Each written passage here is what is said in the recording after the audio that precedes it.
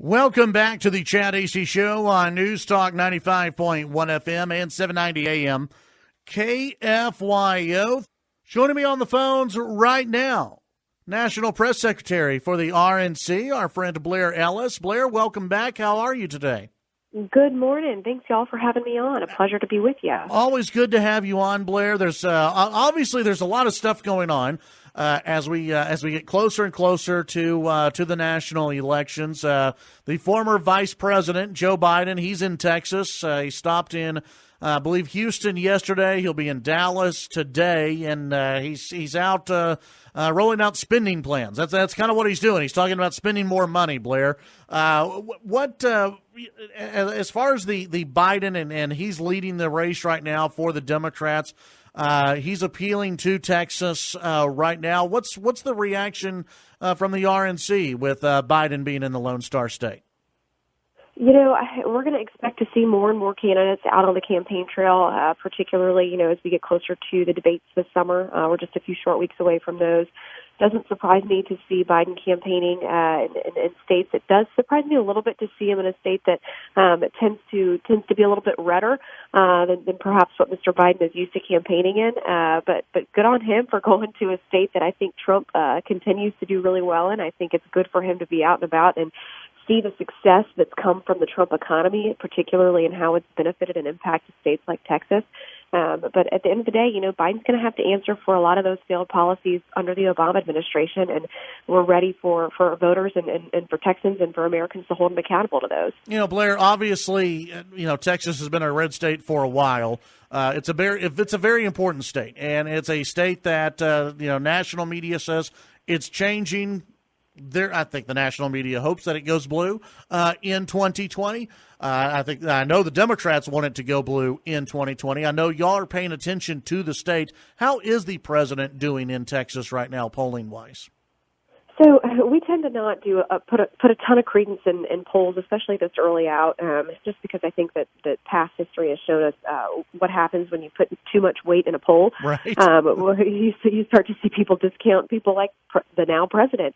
But we're certainly not taking a single state for granted. We know that just because a state has gone red in the past or has a history of going red does not mean it's going to stay that way. You can't take voters for granted. You can't take a state for granted.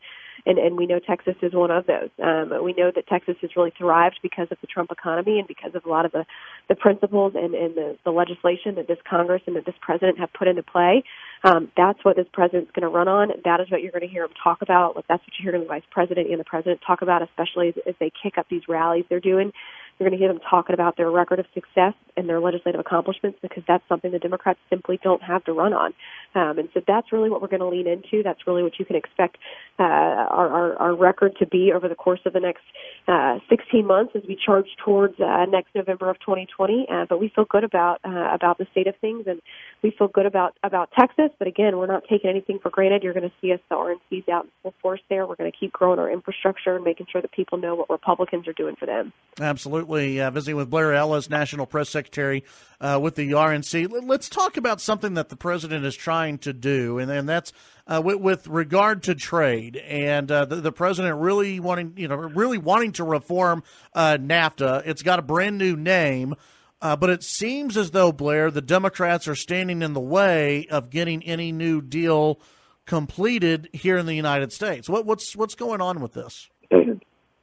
You're spot on. So at this point, we continue to know that USMCA is something that the president has really worked hard to revamp since he came to office. It's something that's been a priority of his since he was on the campaign trail. I think at this point, we know that America's farmers, manufacturers, ranchers are all desperately awaiting for Nancy Pelosi to bring the USMCA to the House floor for a vote.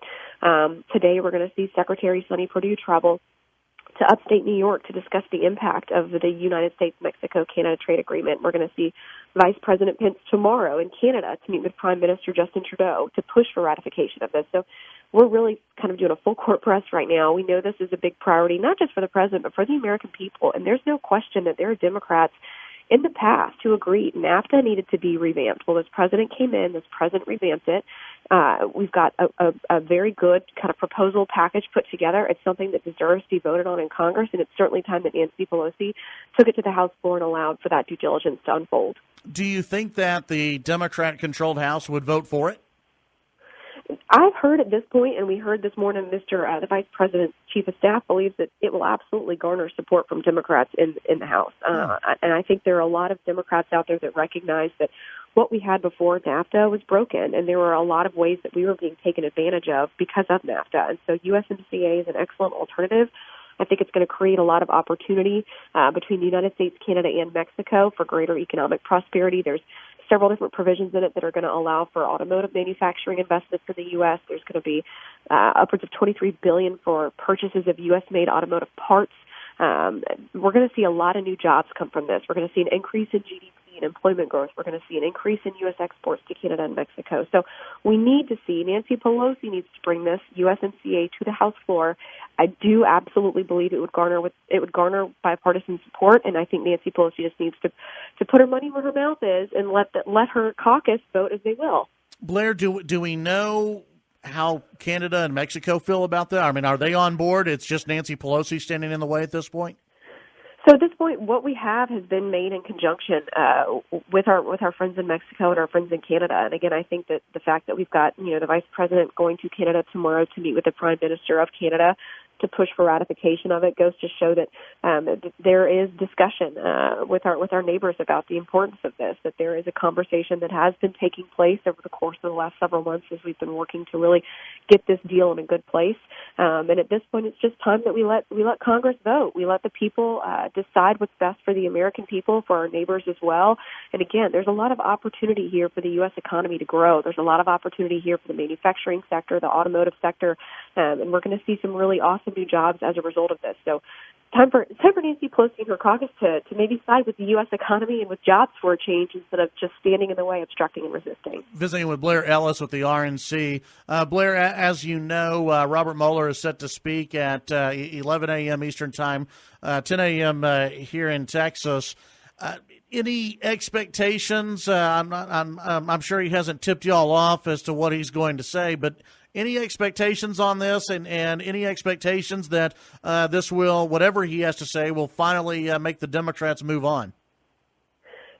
All we know is that there's going to be some kind of statement made today at 11 o'clock. There's not been a lot revealed about what's to be expected. So we're all going to be tuning in just like everybody else. But at the end of the day, the statement today is not going to undo anything that we already know. We know there's no obstruction. We know there's no collusion. We've seen Attorney General William Barr be transparent and forthcoming every step of the way. So bottom line, Democrats, I'm sure will find a way to kick and scream about whatever comes up today at 11, but it's not going to undo any of the findings that we've already seen. Blair, I have a question, and I don't want to put you on the spot Sure. with this, but it's an interesting story. Out in Alabama, you've got Roy Moore, who has signaled that he's thinking about running again for Senate. The president tweeted out this morning, basically, yeah, that's not such a good idea. I don't think he'll win. When you have the president of the United States tell anybody, whether it's Roy Moore or, me, whoever, maybe you shouldn't run for office. As the RNC, how do y'all deal with that if that person decides to run and ultimately wins a primary? How do y'all balance what the president wants versus what you want to win a seat, obviously, in the U.S. Senate? How do you balance that out? Sure. So the RNC, Republican National Committee, has a kind of a long-standing precedent of not getting involved in primary races. That's kind of where we've always stood on the issue. I will say, though, that oftentimes, if the president chooses to weigh in on something, that's really the only time we'd ever step in support of the decision that the president makes. But our thought is that the decisions that are made when it comes to primaries should absolutely be made by the people of that state. And so, that's a decision that comes down to whatever the citizens of Alabama or where have you, what they decide on is what they decide is best for them. But at the end of the day, if the president chooses to kind of step in or weigh in one way or the other, that's the only time we would ever get involved in a primaries. But at this point, Mr. Roy can certainly do what he sees fit, and we'll see how that shakes out over the course of the next couple of months. But I do think it serves as a bit of a thought-provoking process, if you will, for him before he makes that decision to jump in. Absolutely, it's one of those where if you're a Republican, obviously you want the backing of this president, and if you don't have it, that's a bad thing. Blair, appreciate your time today, National Press Secretary for the RNC. We'll always enjoy having you on the show. We'll visit with you next time. Thanks so much, Chad. Pleasure is all mine. Have a good one. That's Blair Ellis with the RNC, press secretary for the RNC here on the Chad Hasty Show.